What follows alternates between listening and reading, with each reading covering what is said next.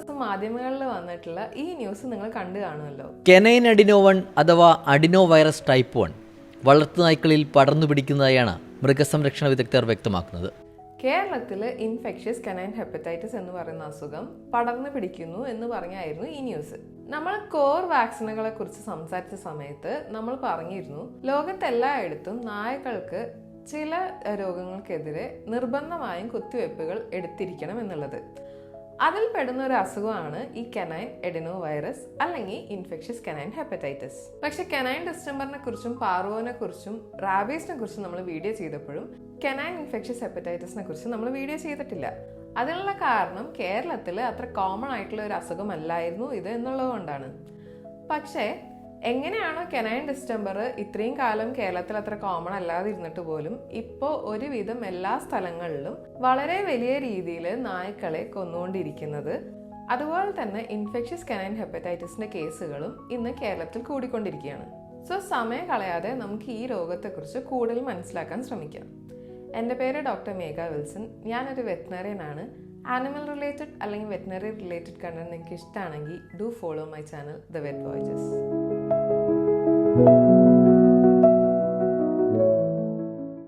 Canine adenovirus type 1 ആണ് നായ്ക്കളിൽ ഈ രോഗം ഉണ്ടാക്കുന്നത്. മനുഷ്യരിലേക്ക് ഈ അസുഖം പകരുന്നില്ലെങ്കിലും നായ കുടുംബത്തിൽപ്പെട്ട എല്ലാ ജീവികളെയും ഇത് ബാധിക്കുന്നുണ്ട്. കുറുക്കന്മാർ, ചെന്നായകൾ, അങ്ങനെ പോകുന്നു അതിന്റെ ലിസ്റ്റ്. ഏകദേശം 10 മുതൽ 30% ഈ അസുഖത്തിന്റെ മോർട്ടാലിറ്റി പറഞ്ഞിരുന്നത്. കുഞ്ഞു നായ്ക്കളിൽ ഈ അസുഖം കാരണം മരണം ഉണ്ടാകുന്നത് കുറച്ചുകൂടെ കോമൺ ആണ്. ഈ അസുഖത്തിന്റെ പകർച്ച അസുഖമുള്ള നായ്ക്കളുടെ മൂത്രം, കാഷ്ടം, ബോഡി ഫ്ലൂയിഡ്സ്, മൂക്കൊലിപ്പ് ഇവയിൽ കൂടെയാണ്. ഈ അസുഖത്തിന്റെ പ്രധാന ലക്ഷണം എന്ന് പറയുന്നത് പനിയാണ്. കനൈൻ ഡിസ്റ്റംബറിനെ പോലെ തന്നെ കൂടിയും കുറഞ്ഞുമാണ് ഈ പനി നായ്ക്കളിൽ ഉണ്ടാവുക. പിന്നെ കൺജങ്ക്റ്റിവൈറ്റിസും അല്ലെങ്കിൽ കണ്ണിക്കേടും ഇതിൻ്റെ ഒരു ലക്ഷണമായിട്ട് പറയുന്നുണ്ട്.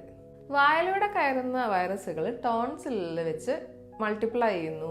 അത് ചെറുകുടലിൽ എത്തിയതിനു ശേഷം അവിടുത്തെ സെല്ലുകളെ നശിപ്പിക്കുന്നു. അങ്ങനെ അത് രക്തത്തിലേക്ക് കയറുന്നു. രക്തത്തിലേക്ക് എത്തുന്നതോടുകൂടി രക്തം എത്തുന്ന എല്ലാ അവയവങ്ങളെയും ഇത് ബാധിക്കാനും തുടങ്ങുന്നു.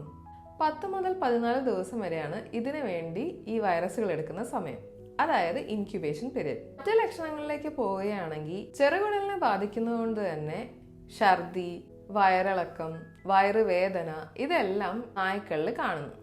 ഇൻഫെക്ഷ്യസ് കനൈൻ ഹെപ്പറ്റൈറ്റിസ് എന്ന് പറയുമ്പോൾ തന്നെ ഹെപ്പറ്റൈറ്റിസ് ലിവറിനെ ബാധിക്കുന്നുണ്ട് എന്ന് നിങ്ങൾക്ക് മനസ്സിലാവും. കരളിനെ ബാധിക്കുന്നുണ്ടെങ്കിലും മഞ്ഞപ്പിത്തം ഈ അസുഖത്തിന്റെ ഒരു പ്രധാന ലക്ഷണമല്ല. കരളിനെ ബാധിക്കുന്നതിന്റെ ഭാഗമായിട്ട് നമ്മൾക്ക് കാണുന്ന ഒരു ലക്ഷണം ഇതിൽ ബ്ലഡ് ക്ലോട്ട് ആവാൻ കൂടുതൽ സമയം എടുക്കും എന്നുള്ളതാണ്. ഡിസെമിനേറ്റഡ് ഇൻട്രാവാസ്കുലർ കോയാഗുലോപ്പതി എന്നാണ് മെഡിക്കലി ഇതിന് പറയാം. ബ്ലഡ് കോയാഗുലോപ്പതി എന്ന് പറഞ്ഞിട്ടുണ്ടെങ്കിൽ രക്തം കട്ട പിടിക്കാനുള്ള ബുദ്ധിമുട്ടാണെന്ന് പറഞ്ഞല്ലോ. ചെറിയ മുറിവുണ്ടായാൽ പോലും വളരെയധികം രക്തം ഇതുവഴി നഷ്ടപ്പെടാൻ സാധ്യതയുണ്ട്. രോഗം മൂർച്ഛിക്കുന്നതിനനുസരിച്ച് ബ്ലഡ് ക്ലോട്ട് ചെയ്യാനുള്ള സമയം കൂടുതലാവുന്നു. ഇനി മറ്റൊരു ലക്ഷണം എന്ന് പറയുന്നത് ബ്ലഡ് വെസൽസ് അക്ഷരാർത്ഥത്തിൽ ലീക്ക് ചെയ്ത് തുടങ്ങുന്നത് ഈ അസുഖത്തിന്റെ മറ്റു പല ലക്ഷണങ്ങൾക്കും കാരണമാവാറുണ്ട്. ഉദാഹരണത്തിന് തൊലിപ്പുറത്ത് ചുവപ്പ് നിറങ്ങളിലെ കുത്തുകൾ കാണുക, മൂക്കും വായും ചുവപ്പ് നിറത്തിൽ കാണുക, കഴുത്ത്, മറ്റ് ശരീരഭാഗങ്ങളിൽ നീര് വെക്കുക. ഈ അസുഖം ലങ്സിലേക്ക് എത്തുന്നതോടുകൂടിയിട്ട് മൂക്കൊലിപ്പ്, ചുമ തുടങ്ങിയവ ഉണ്ടാകുന്നു. ഇനി ബ്രെയിനിലേക്കാണ് എത്തുന്നതെങ്കിൽ അപസ്മാരം പോലെയുള്ള ലക്ഷണങ്ങളും ഈ അസുഖത്തിന് കാണാം. ഈ അസുഖം കിഡ്നിയെയും ബാധിക്കാറുണ്ട്. മാത്രമല്ല മൂത്രം വഴി ഏകദേശം 6 മാസത്തോളം അസുഖം മാറിയതിനു ശേഷവും വൈറസുകൾ പുറന്തള്ളപ്പെടാറുമുണ്ട്. ഇനി അസുഖത്തിന്റെ മറ്റൊരു പ്രധാന ലക്ഷണം എന്ന് പറയുന്നത് കുറച്ച് വിചിത്രമാണ്. അസുഖം മാറി തുടങ്ങുന്ന നായകളിൽ അല്ലെങ്കിൽ വൈറസിനെ നല്ല രീതിയിൽ പ്രതിരോധിക്കുന്ന ഇമ്മ്യൂൺ സിസ്റ്റമുള്ള നായകളിൽ ഈ വൈറസുകളും പിന്നെ ശരീരം ഉണ്ടാക്കുന്ന ആന്റിബോഡികളും കൂടി ഒരു കോംപ്ലക്സ് ആകുന്നു. ഈ കോംപ്ലക്സ് നമ്മൾ തീരെ പ്രതീക്ഷിക്കാത്ത ഒരു സ്ഥലത്ത് പോയിട്ടാണ് ഡെപ്പോസിറ്റഡ് ആവുക, നമ്മുടെ കണ്ണുകളുടെ കോർണിയയിൽ.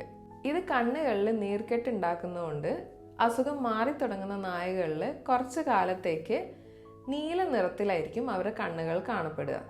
അതുകൊണ്ട് തന്നെ ബ്ലൂ ഐ എന്നും ഈ അസുഖത്തിന് പേരുണ്ട്.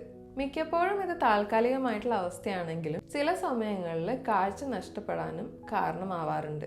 ഡയഗ്നോസിസ് പ്രധാനമായിട്ടും ലക്ഷണങ്ങളോട് തന്നെയാണ്. ബ്ലഡ് ടെസ്റ്റുകൾക്കൊപ്പം ലിവർ ഫംഗ്ഷൻ ടെസ്റ്റുകളും കിഡ്നി ഫംഗ്ഷൻ ടെസ്റ്റുകളും കൂടെ എടുക്കുന്നത് നല്ലതാണ്. വൈറൽ അസുഖമായതുകൊണ്ട് തന്നെ ഇതിനുള്ള ട്രീറ്റ്മെൻറ്റ് വളരെ പരിമിതമാണ്. ഓരോ ലക്ഷണങ്ങൾക്കനുസരിച്ച് ട്രീറ്റ് ചെയ്യുക എന്നുള്ളത് മാത്രമാണ് ഈ അസുഖം വന്നു കഴിഞ്ഞതിന് ശേഷം ചെയ്യാവുന്ന ഏക ചികിത്സ. വൈറ്റമിൻ സി, വൈറ്റമിൻ ഇ ടോണിക്കുകളൊക്കെ നായ്ക്കൾക്ക് പ്രതിരോധം കൂട്ടാൻ വേണ്ടി കൊടുക്കാറുണ്ട്. കരളിനെ ബാധിക്കുന്നതുകൊണ്ട് ചില ലിവർ സപ്ലിമെന്റ്സും കുറച്ചധികം കാലത്തേക്ക് നായകൾക്ക് കൊടുക്കാറുണ്ട്. മറ്റേതൊരു അസുഖത്തെ പോലെ തന്നെ ഈ അസുഖവും പ്രതിരോധിക്കുന്നതാണ് ചികിത്സിച്ച് രോഗം മാറ്റുന്നതിനെക്കാട്ടും എളുപ്പം. കെനൈൻ അഡിനോവൈറസ് ടൈപ്പ് 1 ആണ് ഈ അസുഖം ഉണ്ടാക്കുന്നതെങ്കിലും സാധാരണയായിട്ട് കെനൈൻ അഡിനോവൈറസ് ടൈപ്പ് 2 വാക്സിനാണ് നമ്മൾ കൊടുക്കാറ്. ഇതിനുള്ള കാരണം കെനൈൻ അഡിനോവൈറസ് ടൈപ്പ് 1 അല്ലെങ്കിൽ CAV1 കൊടുക്കുന്ന സമയത്ത് ഞാൻ നേരത്തെ പറഞ്ഞ ബ്ലൂ ഐ വരാനുള്ള സാധ്യത ഉള്ളതുകൊണ്ടാണ് നമ്മൾ CAV2 കൊടുക്കുന്നത്. ഈ 2 ടൈപ്പുകൾക്കും അങ്ങോട്ടും ഇങ്ങോട്ടും ക്രോസ് റിയാക്ഷൻ ഉള്ളത്. അതായത് ഒരു വാക്സിൻ കൊടുത്തു കഴിഞ്ഞിട്ട് വെച്ചാൽ മറ്റേ അസുഖവും വരാതിരിക്കുന്നത് വലിയൊരു ഭാഗ്യമാണ്.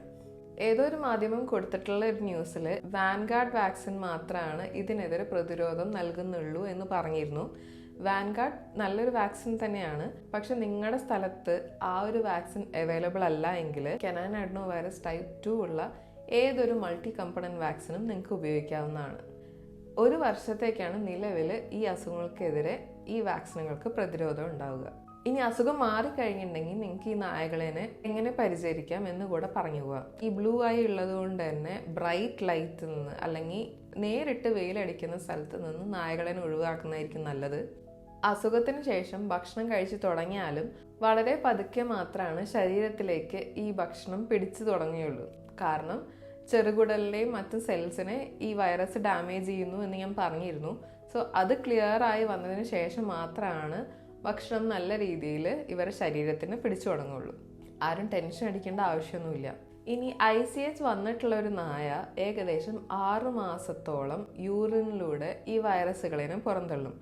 അതുകൊണ്ട് തന്നെ കൂടെ മറ്റു നായ്ക്കളുണ്ടെങ്കിൽ അവർക്ക് ഈ നായയുടെ അത്ര പ്രതിരോധമില്ലെങ്കിൽ ഈ അസുഖം പിടിപെടാനും ചിലപ്പോൾ ആദ്യം വന്ന നായനെക്കാട്ടും കൂടുതലായിട്ട് ഈ അസുഖം കാണിക്കാനും സാധ്യതയുണ്ട്. സോ അസുഖം വന്നിട്ടുള്ള നായകളെ മറ്റു നായ്ക്കളിൽ നിന്ന് സെപ്പറേറ്റ് ചെയ്ത് നിർത്തുന്നതായിരിക്കും നല്ലത്.